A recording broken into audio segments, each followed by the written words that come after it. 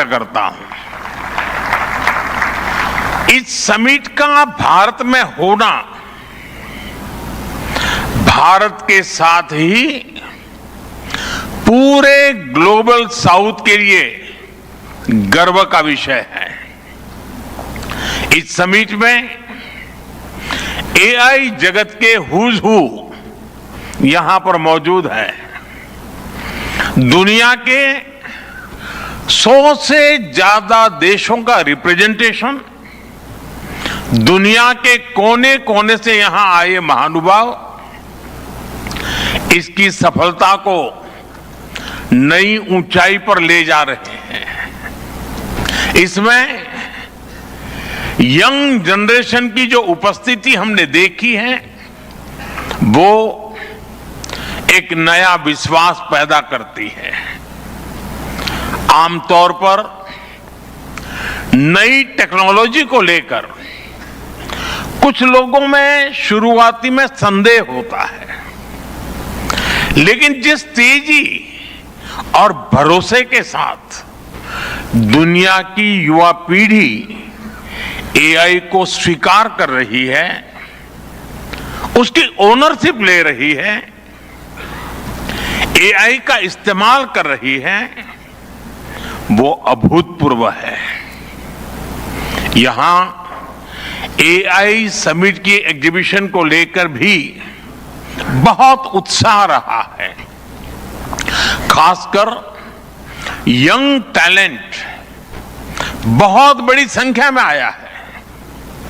Agriculture, security, दिव्यांगजनों की मदद, मल्टीलिंगुअल पॉपुलेशन की तमाम जरूरतों से जुड़े जो भी सॉल्यूशंस यहां प्रेजेंट किए गए हैं वो इस फील्ड में मेड इन इंडिया की ताकत और भारत की इनोवेटिव कैपेबिलिटीज का बहुत बड़ा उदाहरण है।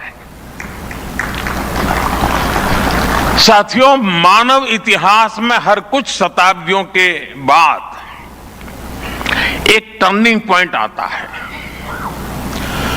और वो टर्निंग पॉइंट सभ्यता की दिशा रीसेट करता है और वहीं से विकास की रफ्तार बदलती है। सोचने, समझने और काम करने के पैराडाइम बदलते हैं। और दिलचस्प बात यह है, जब हम ट्रांसफॉर्मेशन के उस दौर में होते हैं तब उसके वास्तविक इंपैक्ट का अंदाजा भी नहीं होता। जब पत्थरों से पहली बार स्पार्क निकला, किसी ने नहीं सोचा था कि वही चिंगारी सिविलाइजेशनल की फाउंडेशन बनेगी। जब बोली को पहली बार लिपि में बदला गया, किसी ने नहीं जाना था कि रिटन नॉलेज फ्यूचर सिस्टम की बैकबोन बनेगी। जब पहली बार सिग्नल्स को वायरलेस ट्रांसमिट किया गया, किसी ने कल्पना नहीं की थी कि एक दिन पूरी दुनिया रियल टाइम में कनेक्ट होगी। साथियों, आर्टिफिशियल इंटेलिजेंस मानव इतिहास का ऐसा ही ट्रांसफॉर्मेशन है। आज जो हम देख रहे हैं, जो प्रिडिक्ट कर रहे हैं, वो इसके इंपैक्ट का सिर्फ प्रारंभिक संकेत है। एआई मशीनों को इंटेलिजेंट बना रही है, लेकिन उससे भी अधिक मानव सामर्थ्य को कई गुना बढ़ा रही है। अंतर सिर्फ एक है, इस बार स्पीड भी अभूतपूर्व है और स्केल भी अप्रत्याशित है। पहले टेक्नोलॉजी का इंपैक्ट दिखने में दशकों लगते थे। आज मशीन लर्निंग से लर्निंग मशीन तक का सफर तेज भी है, गहरा भी है, व्यापक भी है। इसलिए विजन भी बड़ा रखना है और जिम्मेदारी भी उतनी ही बड़ी निभानी है। वर्तमान पीढ़ी के साथ ही हमें इस बात की भी चिंता करनी है कि आने वाली पीढ़ियों के हाथों में हम एआई का क्या स्वरूप सौंप कर जाएंगे। इसलिए आज असली प्रश्न यह नहीं कि भविष्य में आर्टिफिशियल इंटेलिजेंस क्या कर सकती है। प्रश्न यह है कि वर्तमान में हम आर्टिफिशियल इंटेलिजेंस के साथ क्या करते हैं। ऐसे प्रश्न मानवता के सामने पहले भी आए हैं। सबसे सशक्त उदाहरण है न्यूक्लियर पावर। हमने उसका डिस्ट्रक्शन भी देखा है और सकारात्मक कंट्रीब्यूशन भी देखा है। एआई भी एक ट्रांसफॉर्मेटिव पावर है। दिशाहीन हुई तो डिसरप्शन, सही दिशा मिली तो सॉल्यूशन। एआई को मशीन सेंट्रिक से ह्यूमन सेंट्रिक कैसे बनाएं, संवेदनशील और उत्तरदायी कैसे बनाएं, यही इस ग्लोबल एआई इंपैक्ट समिट का मूल उद्देश्य है। साथियों, भारत एआई को किस दृष्टि से देखता है, उसका स्पष्ट प्रतिबिंब इस समिट की थीम में है। सर्वजन हिताय, सर्वजन सुखाय, welfare for all, happiness of all. यही हमारा बेंचमार्क है।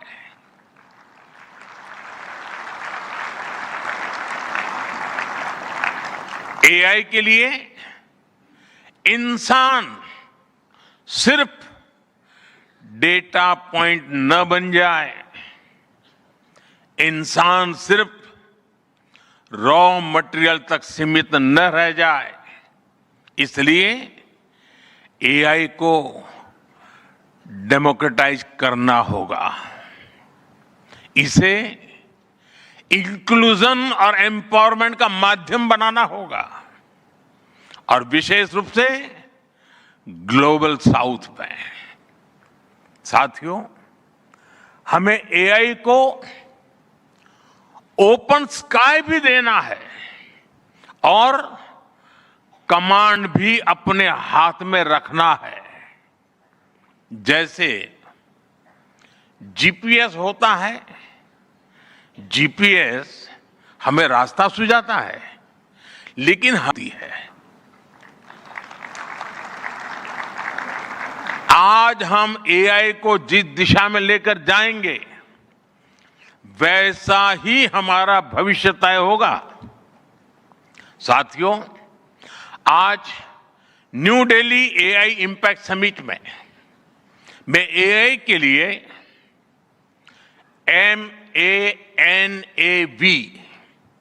MANAV मानव विजन प्रस्तुत करता हूं। मानव का अर्थ होता है ह्यूमन, और मानव विजन कहता है M moral and ethical systems, यानी एआई एथिकल गाइडेंस पर आधारित हो।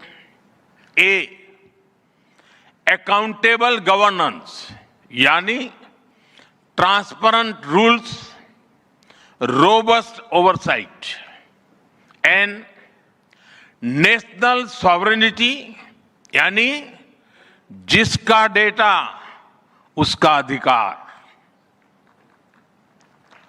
A एक्सेसिबल एंड इंक्लूसिव, यानी एआई मोनोपोली नहीं, मल्टीप्लायर बने।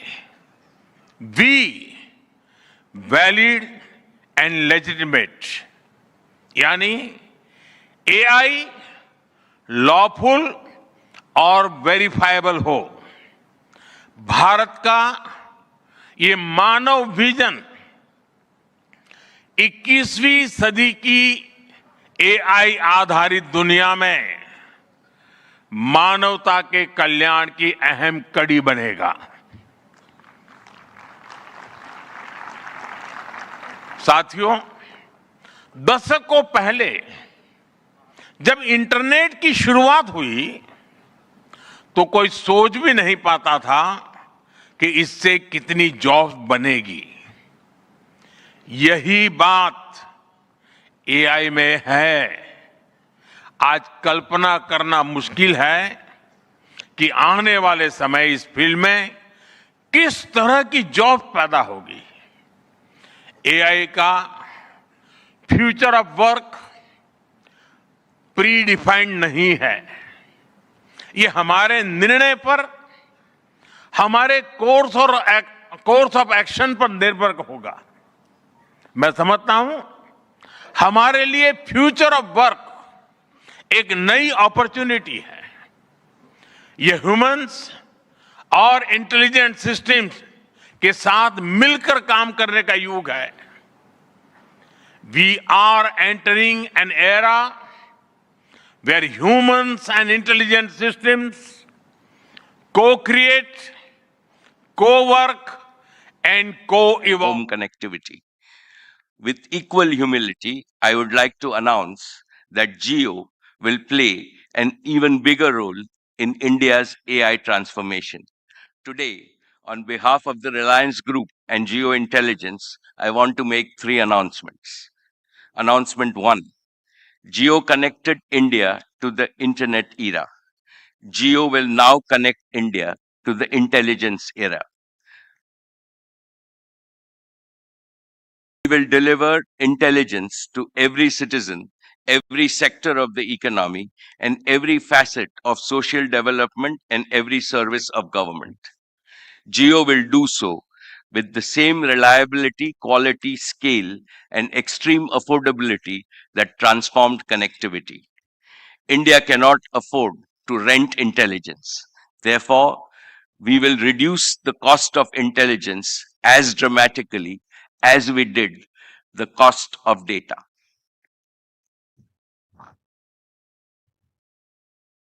Announcement 2. Geo together with Reliance will invest 10 lakh crores over the next 7 years starting this year. This is not speculative investment. It is not for chasing valuation.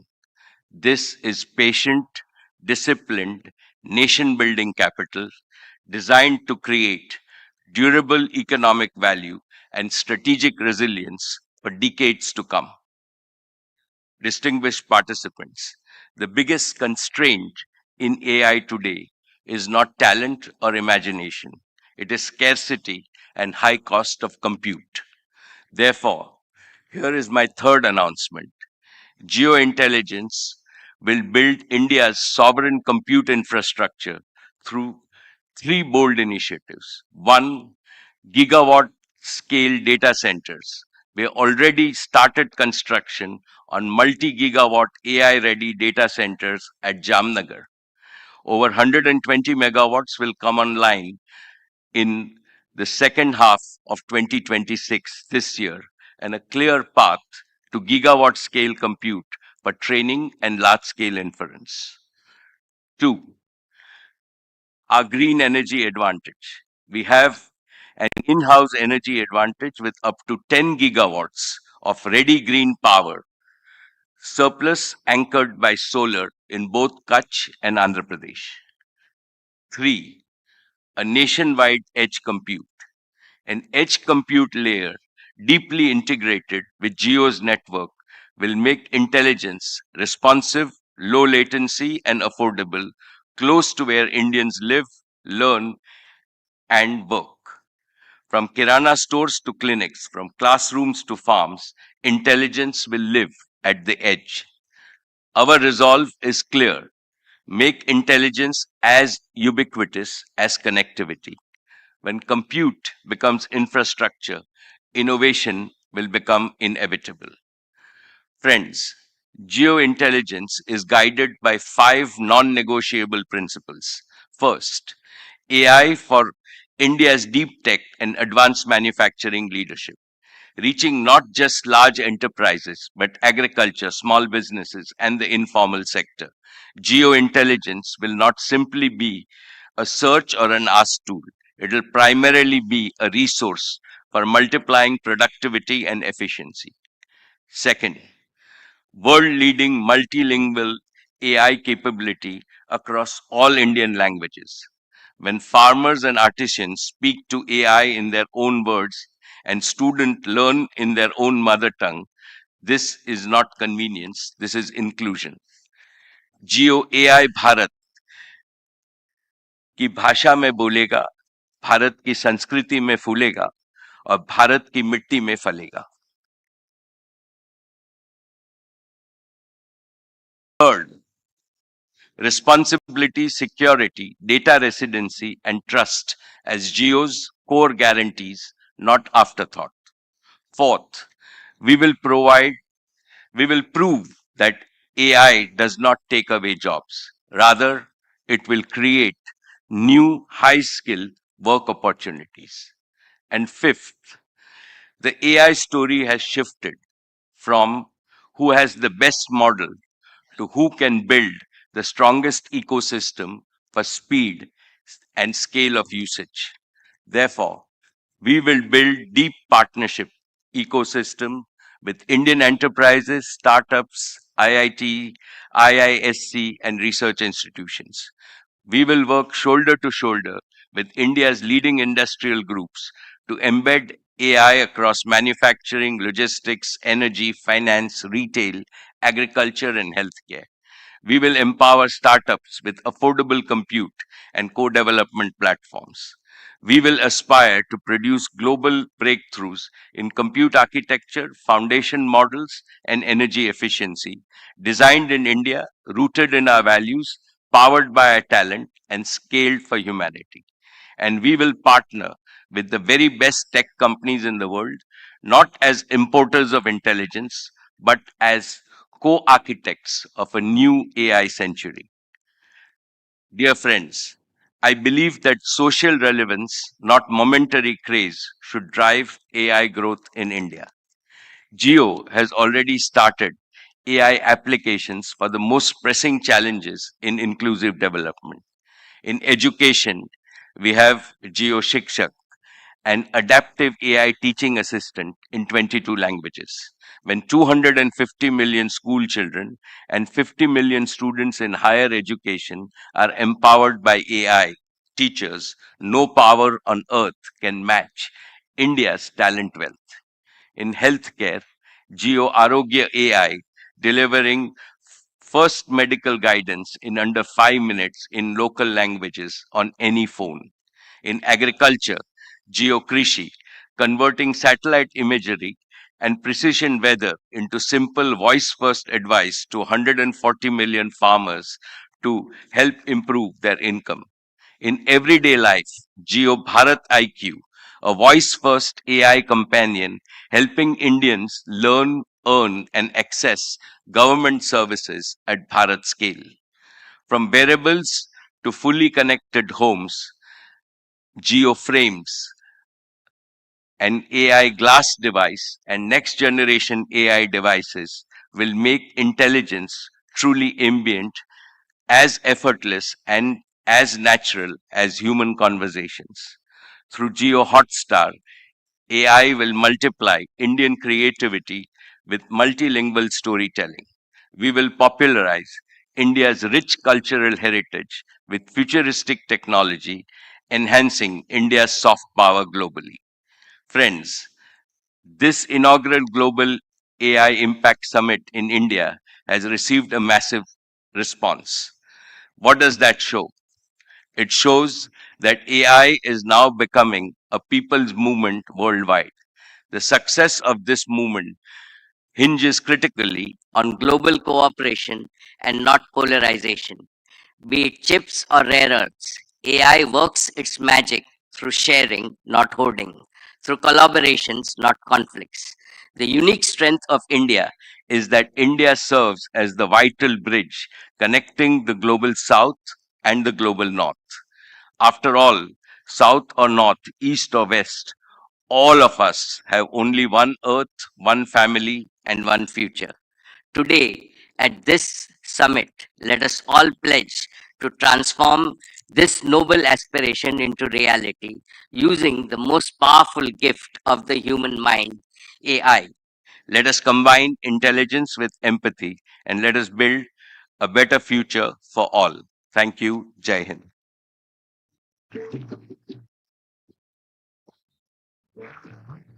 Thank you so much, Mr. Mukesh Dhirubhai Ambani, for your strong belief in India's capabilities and also for being at the forefront of India's AI revolution. Ladies and gentlemen, let's have a big round of applause for Mr. Ambani.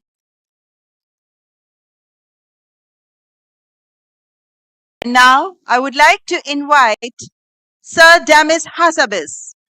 He is the founder and CEO of Google DeepMind, the co-founder of Google DeepMind, and well, he is also the Nobel laureate, a chess prodigy, neuroscientist, and game designer before he became one of the world's leading artificial intelligence researchers. Sir Demis Hassabis brings an almost uniquely cross-disciplinary mind to the challenge of building artificial general intelligence. DeepMind's AlphaFold solved a 50-year-old problem in biology, and he's, well, just getting started. Please welcome the co-founder and CEO of Google DeepMind, Sir Hassabis.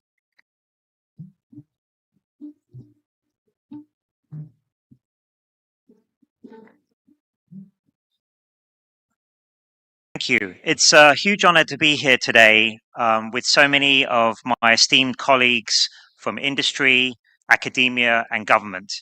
And congratulations to Prime Minister Modi and the Indian government on convening such an impressive summit at this very pivotal moment for AI. It's fantastic to see how the summit has evolved over the years, with the first meeting convened by Prime Minister Sunak at Bletchley Park in the UK. It's become an incredibly important convening point for international dialogue and hopefully cooperation in the future over the future of AI. When we started DeepMind in 2010, almost nobody was working on AI in industry. It was just a dream.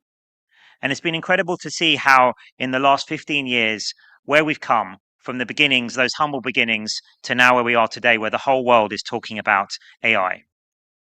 The reason I've spent my whole career working on AI is I always believed it would be one of the most important and beneficial technologies ever invented. And for me, my passion is to advance scientific discovery. And I always felt that AI would be the ultimate tool for accelerating scientific discovery and being a force multiplier for human ingenuity. From a very young age, I've been obsessed with the Greek questions of science, the nature of reality, the nature of consciousness, these deep mysteries that are in the universe. And I think AI can help us find answers to these questions that we've pondered over for thousands of years.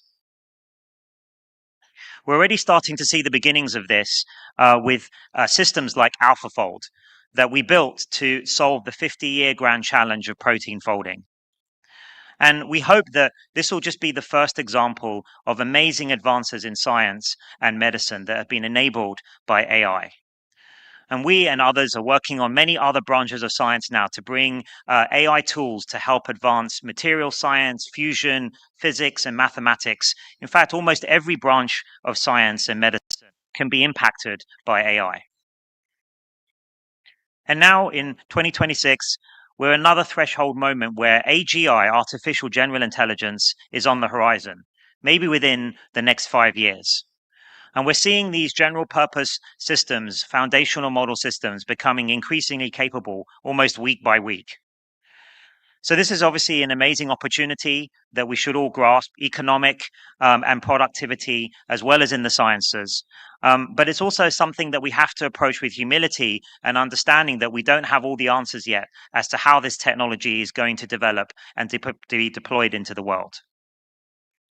I've been really impressed with what I've seen in India. I spent some time prior to the summit in Bangalore. We have a really big office there, Google and DeepMind, a great research office where we do some really critical research that we then bring to our products and our technologies around the world in areas like efficient models, continual learning, and multilingual capabilities. I also had time to give a talk at the Indian Institute of Science at Bangalore, and I was incredibly impressed by the students and the faculty there, their enthusiasm and their energy for AI, and their ideas for how to use AI to improve India standing in the world, and to also seize all the new economic opportunities and scientific opportunities that AI opens up. It was incredibly impressive to see the energy around the country. And I think that India will indeed be a powerhouse for AI across the globe. We have many partnerships. Sundar, you heard Sundar announce many Google partnerships that we have with India. I'm especially proud of our deep partnership with Mr. Ambani and the Reliance Jio group to bring intelligence to everyone in India with our Gemini foundation models in partnership with Reliance. So we hope to build on that in the next few years. So if I was to try and quantify what's coming down the line with the advent of AGI, I think it's going to be one of the most momentous periods in human history, probably something more like the advent of fire or electricity. One way maybe we can quantify that is, I think it's going to be something like 10 times the impact of the Industrial Revolution, but happening at 10 times the speed, probably unfolding in a matter of a decade rather than a century. So really, this is an enormous amount of change is going to come, and it's still to be written how we can make that beneficial for the whole world. And I think the main way we should try to do this is by taking a scientific approach, using the scientific method to understand what the capabilities of these systems are, to build good guardrails and monitoring systems, to understand more deeply what these systems are capable of, and how we can make sure that they serve the purposes that we want.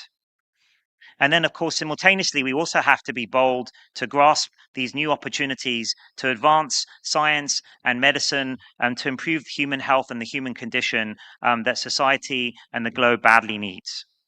So I think we've got to try and navigate this moment very carefully, very thoughtfully. And if we do so, I'm very optimistic that we'll usher in a great new era. But of course, this can't just be left to technologists. And that's why summits like this are really important, to bring together all parts of society, the technologists that are building it, the scientists that are building it, governments and how to deploy it for the best use of their citizens, but also artists, social scientists, and philosophers. We need to bring all of these debates into the tent to understand how we should navigate this next period in human history. And I think summits like this, international summits like this, are critical to encourage this kind of international dialogue and cooperation. And if we get this right, these next steps right, I think we can usher in a new golden era of scientific discovery and improve the lives and health of everyone in the world. Thank you.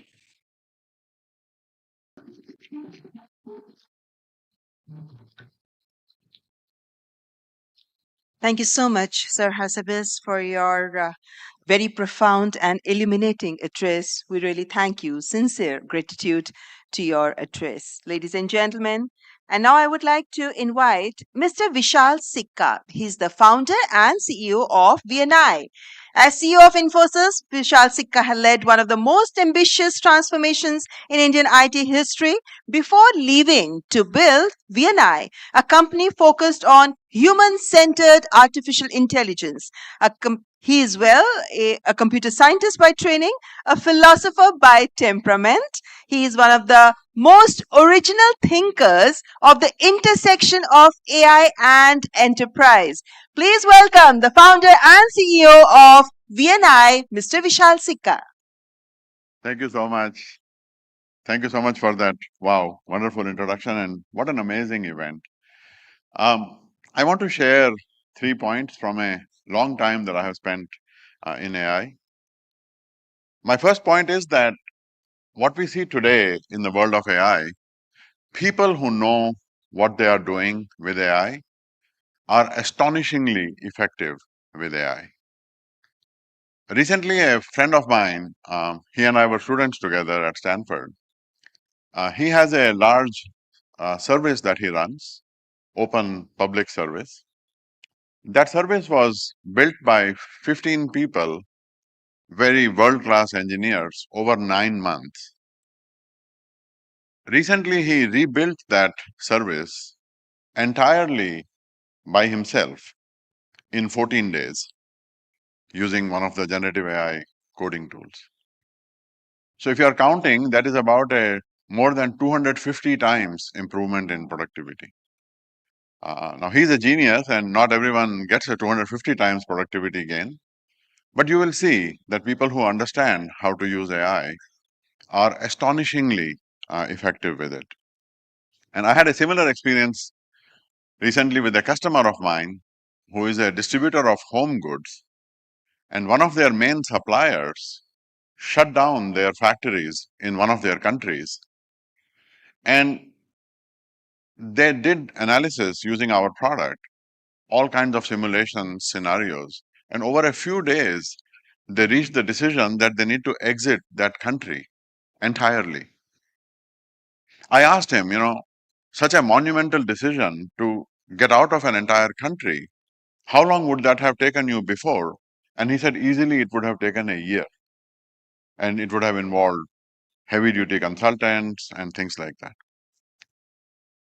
So we now have instant access to knowledge in any language, a condensation of things that we can present in any way. It is an incredible power. And yes, it is deeply disruptive to the ways that we have worked before, the way that we have done things in the past. But at the same time, and even more importantly, we can do unprecedented things with this, things that we could never do before. So this astonishing effectiveness, and Joshua referred to this as a jagged frontier, it is not uniform. Not everyone sees this.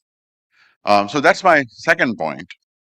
Being effective with AI requires not only a knowledge of AI itself, but understanding its limitations and how to overcome those limitations. There is a huge gap between LLMs and the business users inside enterprises, especially, and how to bring value to those users. And overcoming that gap is where a lot of value creating opportunity is. That bridging that gap requires delivering correct systems, trusted, verifiable, reliable systems that deliver value to people.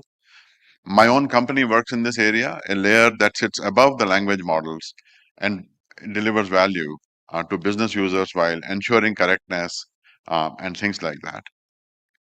When we overcome that gap, we can deliver massive value. Mukesh Bhai talked about it just now. We can transform every existing system, legacy systems, enormous complexities inside enterprises can be removed, industries can be transformed. We can give end users wings, we can amplify them to deliver things that were not possible to do before, that, or in the best case, it required professionals to do this. Doing that also requires not just overcoming the limitations of AI, but also imagination to see what is not there, to see what is possible. India has all of this in great abundance. The Honorable Prime Minister has called for 1 billion entrepreneurs, people who can overcome these and deliver value using AI. And I think this is exactly what the world needs and what India has the potential for. My third point is that we not only have to master today's AI, but we have to leapfrog it. AI today has enormous limitations. I have worked in AI for the last 38 years. One of our scriptures is Bhaj Govindam. It was written by the Shankaracharya, and it has a beautiful line. Samprapte sannihite kale nahi nahi rakshati dukrin karane. What it means is that when you are faced with a life or death situation, the knowledge of a book does not help you. Knowledge without wisdom does not save us. That wisdom comes from living, from doing, from being in the world. AI today has plenty of limitations. Joshua mentioned hallucinations. That's one of the main issues blocking the use of AI in enterprises. But beyond hallucinations, understanding the world, understanding physical activities, the physical movement, this is one of the next frontiers. Safety of AI, and the Honorable Prime Minister talked about this today, is an existential issue. Swarms of agents can be made to do completely reckless things, and we don't yet have ways to understand or deal with this. And Joshua and Demis also talked about this. We have to solve this issue. We have to deliver AI that is safe. We have done this with nuclear power for the last 80 plus years. We can and we must do this with AI. Energy is another one of these issues. Where I live in California on Highway 101, just north of San Tomas, I drive by there every time I go to see my dad. There is a massive data center that is coming up. It's 720 megawatts. And this idea that I write a prompt and these gazillion GPUs blast into existence to produce a response, and then I make a tiny change to that prompt and then I do that again, it just seems like a completely absurd idea, especially to someone who has been around AI for such a long time. I have, thanks to the Ministry of IT, Honorable Ashwini Vaishnavji, I have a colleague who has been accompanying me throughout this conference, and he told me that yesterday he walked 32,000 steps. And I asked him, what did you eat? And he said, I ate 2 burgers. Shubham, if you're here, 2 burgers. You know, we normally eat 2,000 calories in a day. That's about a 100-watt light bulb, like less than one of these light bulbs. And out of that, our brain, our nervous system is maybe 15, 20 watts. That's like when your laptop is in sleep mode, it takes more power than that. So there are many zeros still to be removed from these models, and the models themselves have to be removed. So I think that there is a tremendous opportunity here. India is a country of the human potential. We have plenty of times before delivered the ability to billion plus Indians. Mukesh Bhai talked about Jio, and Sunil talked about Airtel, and how now we have billion plus Indians who have data and connectivity. And when I was young, one of my earliest childhood memories is of worry in my parents' faces around food. They used to tell stories of how there was a shortage of food. And then the Green Revolution happened, and India is now one of the largest exporters of food in one generation. So I think that when you look at the time of intelligence, it is not only an opportunity to learn about this technology, to learn to master this technology, to understand its limitations, but to leapfrog that and to build the next generation of it. And as this summit so vividly demonstrates, we can be on our way to a human revolution powered by AI, by good AI, by purposeful AI, where every one of us, a billion entrepreneurs, is not just making a living, but is making a life. Not some artificial life or some artificial general life, but our own life and the life of others. And that would be so much fun to do. Thank you so much.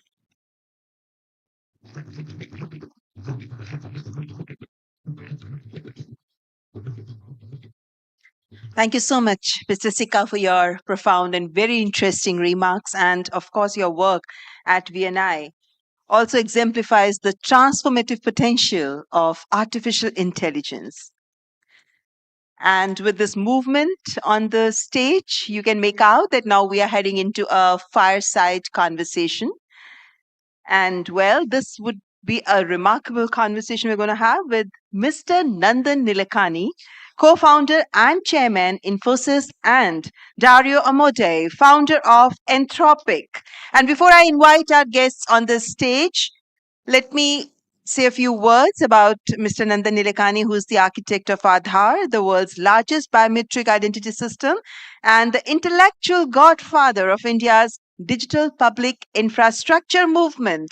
Nandan Nilekani has spent decades proving that technology built in the public interest can transform entire societies, and Aadhaar is a big example before the world. His thinking on artificial intelligence and open digital ecosystems is essential reading for anyone serious about this field. So, ladies and gentlemen, I would now invite Mr. Nandan Nilekani and Mr. Dario Amodei for this conversation, which is being moderated by Mr. Rahul Mathan, partner Tri-Legal. I invite all our three guests on the stage.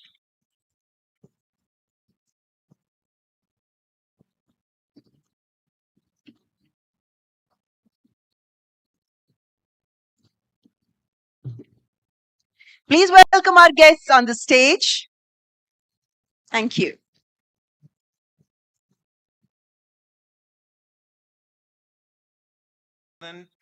Dario, welcome, Dario. Great speech in the morning. You mentioned that we are in the end of or towards the end of the exponential. This is something that you spoke about in Machines of Loving Grace, that we would have a country of geniuses in a data center. And the models over the last, I guess, 2 months have been sort of giving us a sense that we're getting there. But in your podcast with Dwarkesh, you sort of walked that back a bit by saying, we may reach a country of geniuses in a data center, but the impact on society will take a long time. Can you explain what that means? Because we thought we'd do AGI and we would be finished and done with it. Yeah, thank you for having us, Rahul. I would say there is this duality between the fundamental capabilities of the technology and the time that it takes for those capabilities to diffuse into the world, right? We're getting models that are very good at software engineering, that are increasingly good at, biomedical innovation. We're not there yet, but we're on this very fast exponential. But when I look across the world and I look across the enterprises of the world, we have many enterprises as customers. Even if we freezed in place what the technology was capable of today, I think the economic impact could be much greater than it is, because it just takes time. There are just frictions to adopt things through enterprises, and I think even more so in the developing world. And when I visited Infosys, one of the things I talked about with Nandan was we're both obviously very interested in making sure that this technology gets to everyone, and Nandan has devoted a big part of his life to many things in that direction, and has built out India's digital public infrastructure. And so I think this question of diffusion is very tied to the question of how do we make sure that everyone benefits. So when the foundation models came, Nandan, you said that we should do use cases. And it sounds like Dario is saying the same thing, that even if we do the foundation model, we will still need to do use cases. No, I think it's great what the foundations models are doing and the speed of evolution. But what we have learned is that diffusion of technology is a different ballgame.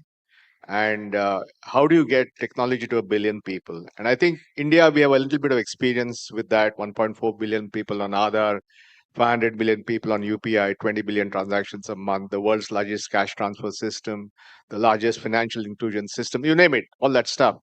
And we learned that diffusion is a technique. It's both an art and a science. It involves institutions, it involves policy making, negotiations, dealing with incumbents, dealing with newcomers, strategies for execution.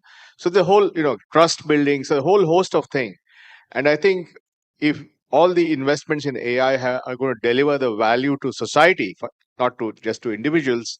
We'll have to look at diffusion pathways to take this to everyone. And I think India will lead on that. That's why I've always been saying that India should focus on becoming the use case capital of the world. Dario, you had a more recent essay, which you call The Adolescence of Technology, which is a little more somber. Spoke a little bit about sort of dimming the enthusiasm of the first essay. And I want you to perhaps unpack that a little bit. We all have spoken about the risks of the technology, but particularly in the global south, where we think that AI is going to be hugely beneficial for us, we perhaps will have a different calculus on the risk reward ratio. What do you think about that, and how would your essay address that? I think that's an insightful comment, which is that I think in the global south there's an opportunity for AI to accelerate catch-up growth, to solve a bunch of problems that are in the way of catch-up growth. And so I think AI is a technology that has big risks and big benefits, but in the global south, the benefits may be even bigger than they are anywhere else. But at the same time, that doesn't mean, of course, that the risks aren't real. We kind of, India's the world's largest democracy. We need to think about how democracies handle AI, and how we confront other countries that are authoritarian. That's one of the risks I talk about. Another risk I talk about is making sure that AI systems are safe and predictable, and autonomously behave in a way that's under our control. And everyone in the world has to worry about that. That affects everyone in the world. And then I think of particular relevance to India is the concerns I raised around economic displacement, right? Where I think the signature of this technology is going to be that it greatly grows the economic pie for the whole world. And again, huge upside because of the opportunity for catch-up growth. Like growth can be very, very fast. But there things are going to change, and there's some potential for disruption. And I think what I've been thinking about as I visited India these last few days, and the last time I visited, is how can we work together with the companies in India to kind of drive this growth for everyone, to make sure that the existing companies, large and small, continue to prosper along with us and the other makers of AI, and also on a philanthropic basis, how we make sure that the benefits reach everyone, both in an economic sense, in a health sense, in kind of other senses. So I think India is, it kind of offers a particularly keen distillation of especially the benefits, but also the risks. Nandan, you've had experience with an adolescent technology with the whole DPI. In the early days of DPI, it was challenging. There were challenges with getting the big vision, which of course now we're looking at, and in hindsight it looks like it was easy, but the early days was difficult. So, as the father of a mature technology, would you want to give the father of an adolescent some advice? I know that makes me a grandfather. So I think when you talk about diffusion, and you have to think of AI, everybody agrees, is like a general purpose technology. Like people give the simile to fire or electricity or whatever. It's about starting from the user and how can we improve their lives. How can we take 1 billion people and help them to learn better? How can we take 1 billion people and give them better health